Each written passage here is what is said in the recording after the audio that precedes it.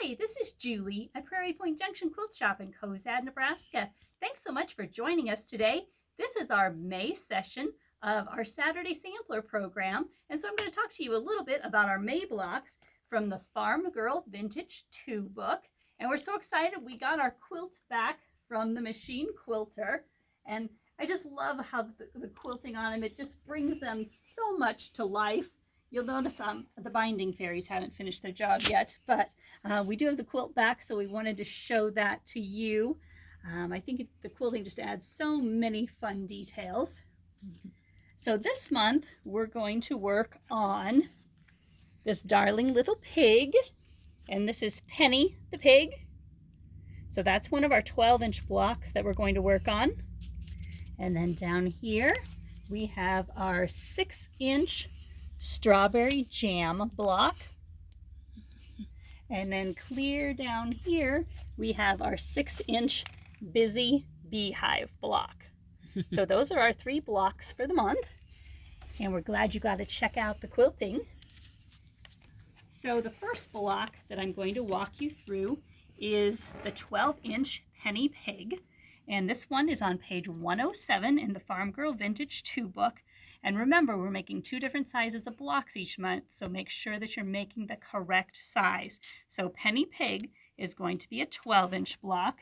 And remember, the book gives you directions for both the 6-inch and the 12-inch. And to simplify things a little bit, I recommend that you use a sticky note and cover the set of cutting directions that you're not cutting from so you don't get confused. So Penny is pretty simple construction. It's a lot of corner square triangles.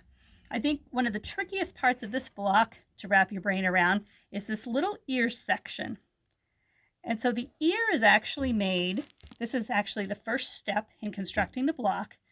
This is made by actually sewing a little red corner square onto one of your white background corner squares. So you'll layer those 2 pieces together, draw your diagonal line, stitch on the diagonal line, trim your seam allowance and press it towards your red. And then you're actually laying it on the corner of this pink rectangle, drawing a diagonal line down the middle of that, stitching on that diagonal line, and then you'll trim this excess and press that open, and that makes the cute little ear on Penny the pig. And then the rest of Penny's parts are really just corner square triangles again, where you'll be placing a red, a white, and another white down there, corner squares. You'll lay your 2 pieces right sides together, draw your diagonal lines, trim your seam allowance, and flip those open. And then his little feet are just little rectangles, and then a long rectangle for the piece of ground. And then you'll notice Penny has a little tail, a cute little curly Q tail. And I'll show you a trick for marking things like that. In this case, it's easy to see through the background fabric that you could easily place the pattern underneath there and trace that on there. But sometimes we have a darker background fabric that's a little harder to see. So I'm going to show you one of my little tricks for that.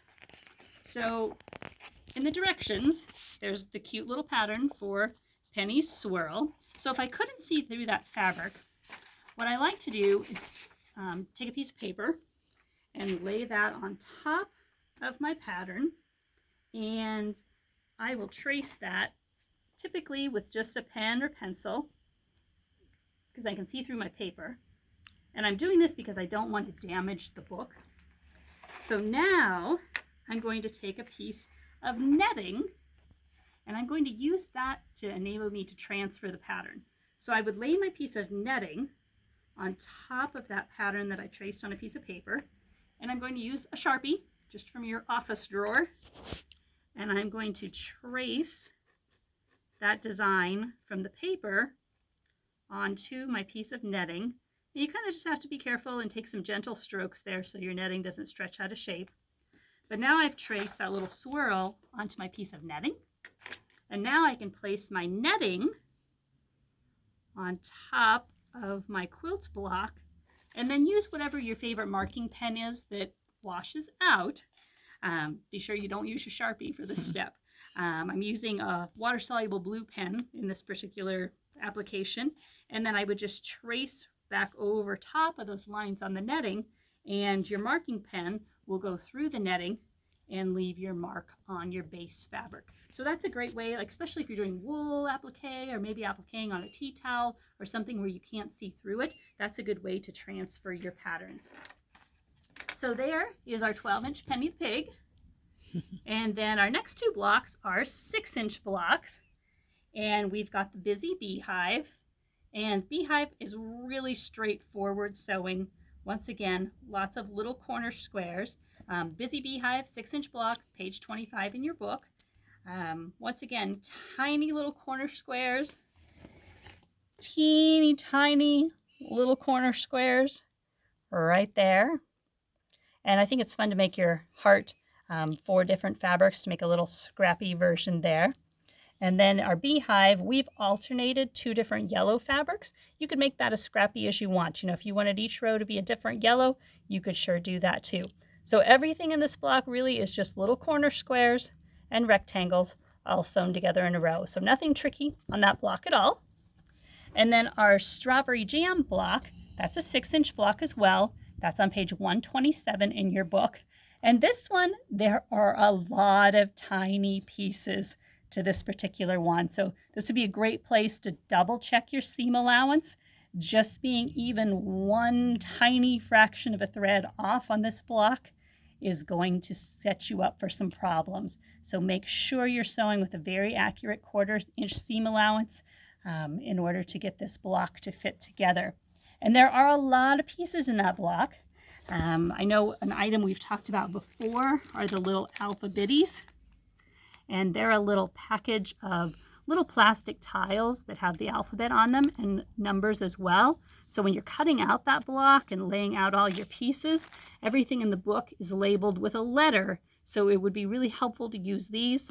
And then you could match the letter up with the piece that you've cut as you lay out your pieces. And then that will help you keep track of things when you're sewing them together.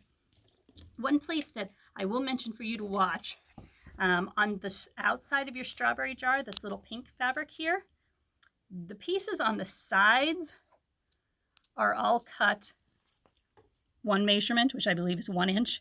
And this top little piece is cut 3/4 of an inch. So make sure that doesn't throw you off, and make sure you don't get carried away and cut everything all the same size, because that top piece is a little narrower, and that just kind of gives a little proportion to your jar as you sew that together. But I think that's such a sweet little block with a little strawberry in there. So just take your time, cut real careful, and make sure you're using an accurate seam allowance. So those are our 3 blocks for the month. We're so glad that you could join us. If you're just catching up with us and hopping on and seeing our video, we do have kits for this particular project. The pattern is from the Farm Girl Vintage 2 book, but we do have complete kits available to make this truck version out of the fabrics that you see pictured there. And you can find all the products that we've talked about today on our website at prairiepointjunction.com. So thanks for joining us.